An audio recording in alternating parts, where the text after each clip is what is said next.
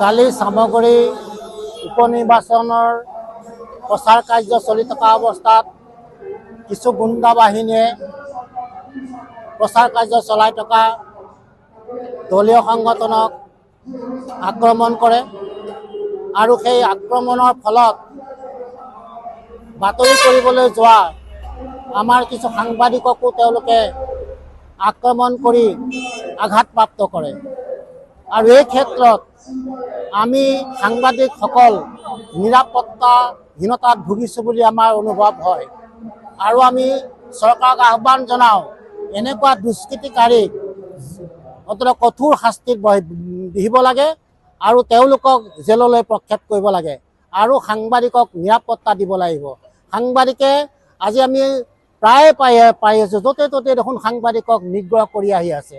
আৰু তেনেকৈ হ'লে সাংবাদিকে কেনেকৈ সাংবাদিকতা কৰিব?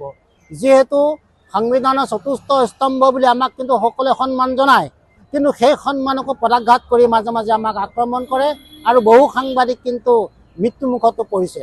গতিকে চৰকাৰে সাংবাদিকক নিৰাপত্তা দিব লাগে আৰু নিৰাপত্তা নিদিলে সাংবাদিকৰ অৱস্থা অতি বেয়া হ'ব। আৰু যোৱা কালি যিটো ঘটনা সংঘটিত হৈছে তাৰ প্ৰতিবাদত আজি কঠীয়াতলী প্ৰেছ ক্লাবে আজি ১.৫ ঘণ্টীয়া অৱস্থান ধৰ্মঘট পালন কৰিছোঁ।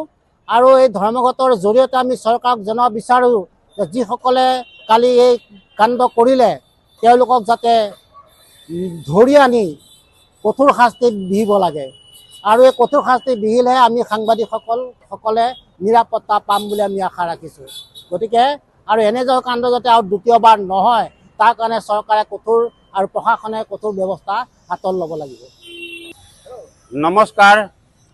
আজিৰ যিটো আমাৰ প্ৰতিবাদ যিটো হৈ আছে এইটো সাংবিধানিক হৈ আছে, যিয়ে নেকি যোৱাকালি চামগুৰি উপনিৰ্বাচনত আমাৰ সাংবাদিক সন্থাৰ ওপৰত যিটো মানে অত্যাচাৰ হ'ল, মাৰপিট হ'ল, এই সকলক অলপ আইনমতে ব্যৱস্থা ল'ব লাগে আৰু তেখেতসকলক জেলত প্ৰেৰণ কৰিব লাগে।